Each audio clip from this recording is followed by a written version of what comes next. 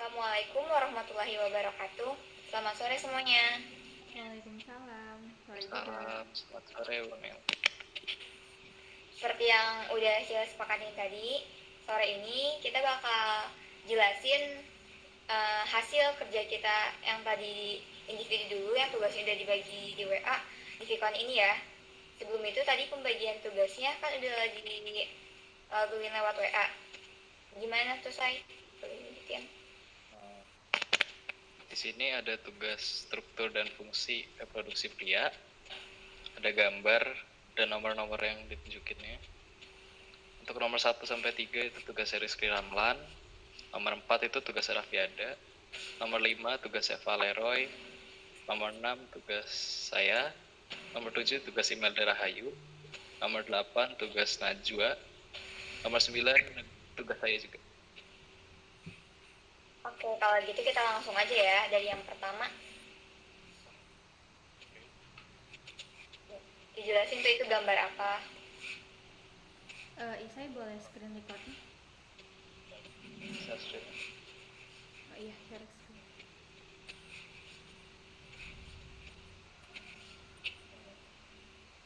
Udah kelihatan belum? Udah.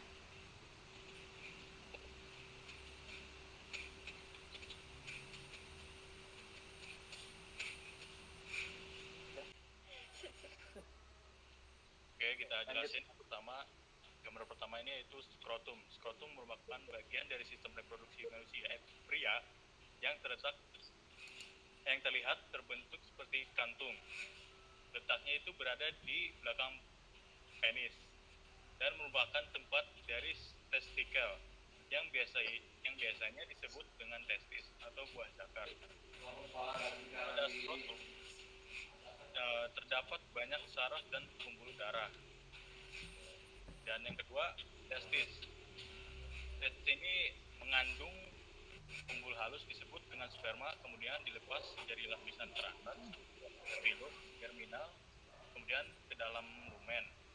Pada tubulus seminiferus, pintalan tubulus seminiferus terdapat di dalam lobulus testis. Setiap testis umumnya mengandung sekitar 250 lobulus testis. Dan yang ketiga yaitu epidimis saluran. Epidimis saluran berkelok-kelok di dalam skrotum yang keluar dari testis. Lalu epidimis, sperma dibawa ke vesicula seminalis untuk disimpan sementara sampai ejakulasi bersama cairan mani. Penyimpanan sementara sperma ini sampai sperma menjadi matang dan bergerak tanpa separasi. Sekitar 20 hari sperma untuk melewati epidimis sepanjang 6 meter. Melalui epidimis, sperma dibawa ke vesicula seminalis untuk disimpan sementara sampai ejakulasi bersama cairan mani.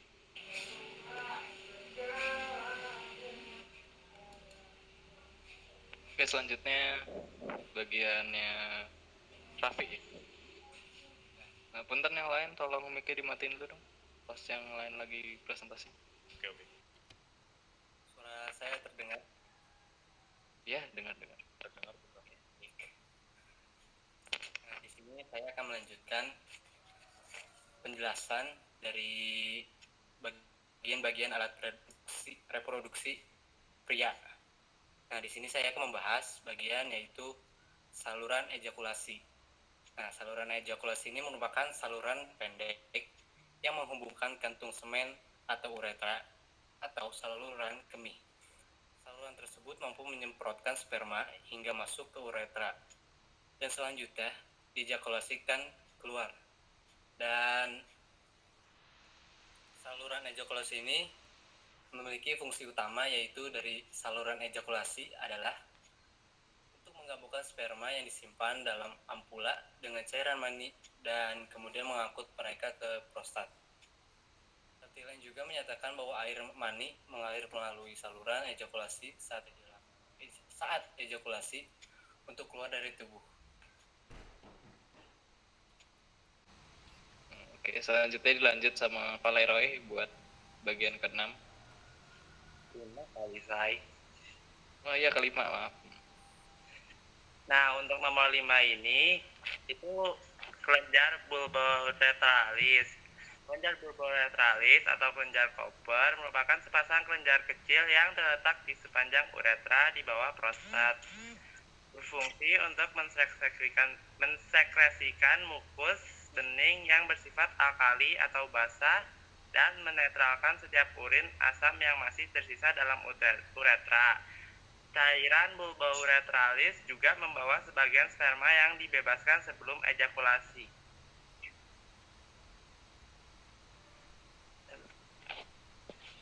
Oke, selanjutnya tuh bagian ke-6, bagiannya saya ya. Bagian ke-6 itu ada kelenjar prostat. Kelenjar prostat itu organ yang berfungsi untuk produksi dan menyimpan sejenis cairan yang akan menjadi sebagian besar air mani.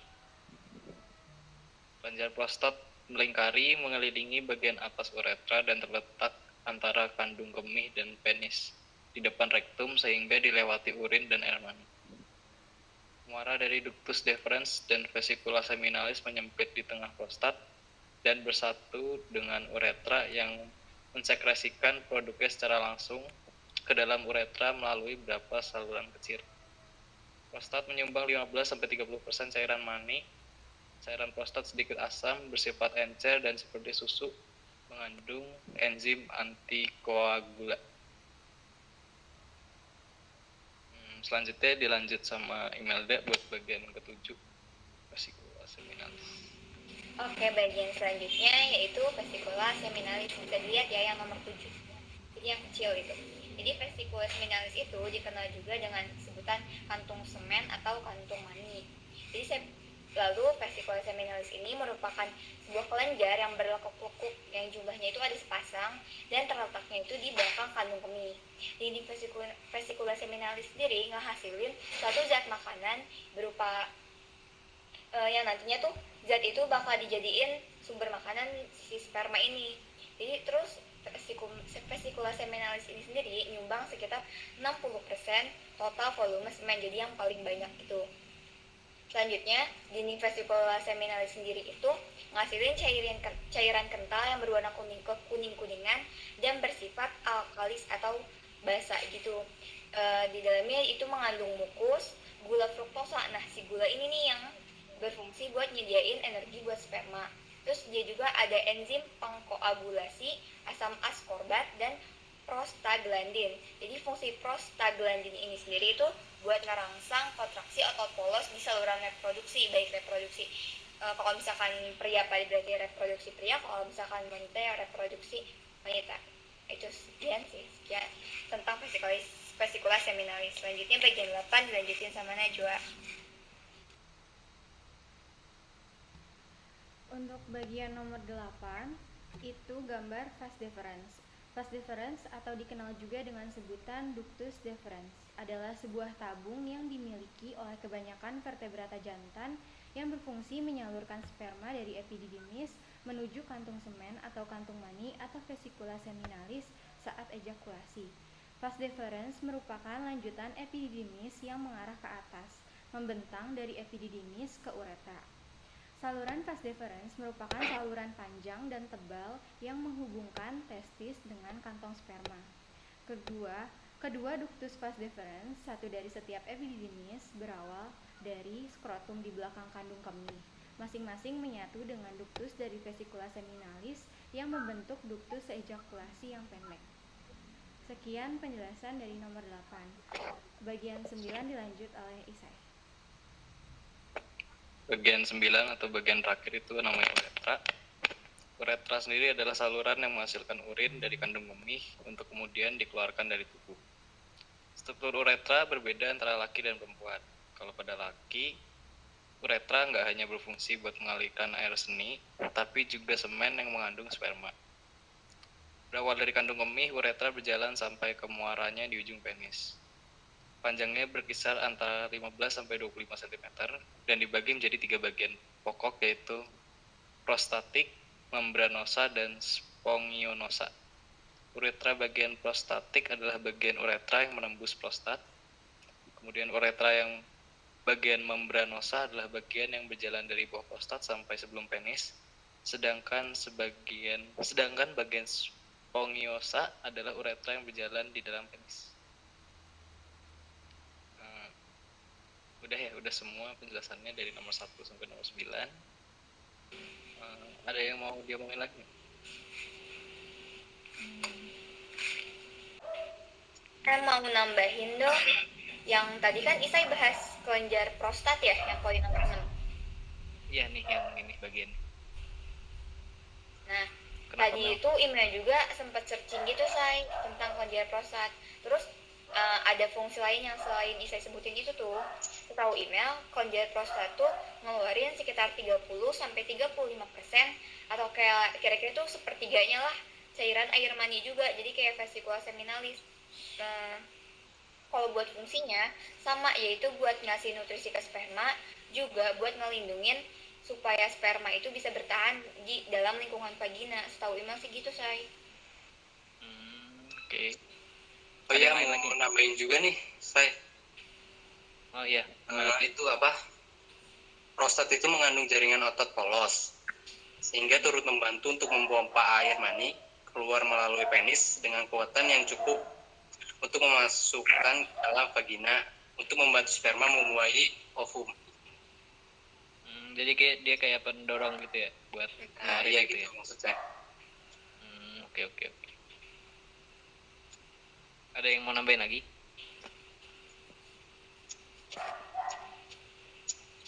Atau mau nanya mungkin? Mau nanya dong, kalau misalnya buang air kecil tuh bisa ditahan nggak sih? Bisa. Kayaknya bisa sih. Kalau dari yang materi yang kita baca nih, di prostat tuh sebenarnya ada kayak bagian katup, karena dia ngelilingin bagian uretra, dia tuh punya katup buat cegah urin keluar gitu. Mau Jadi ya gimana? Bukan punya bagian katup mungkin ya, Say, tapi kayak fungsinya sebagai katup gak sih?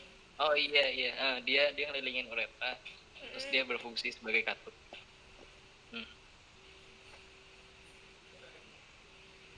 Terus Pak Leroy Mau nambahin? Ayo Roy, mau nambahin nggak? Mic-nya mati, Roy. Yang sistem prostat kan? Iya. Betul ya.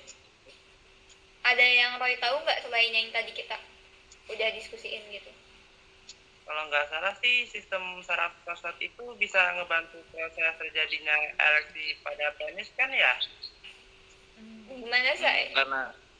karena ada otot polosnya gitu kan sih. Oh iya. Yang tadi Raffi sebutin berarti ya? Benar tuh. Iya. Ya udah kali ya, segitu aja kali ya diskusinya. Oke. Udah cukup kan, tadi kita udah jelasin bagian kita masing-masing. Udah kita tulis juga di lembar diskusinya. Jadi mungkin kita tutup aja pertemuan yang kali ini. Saya mungkin boleh on cam dulu, dimatiin. Share screen-nya. Raffi juga on cam dulu boleh. Oh, Raffi jadi iklan. Gimana? Raffi bukan ada.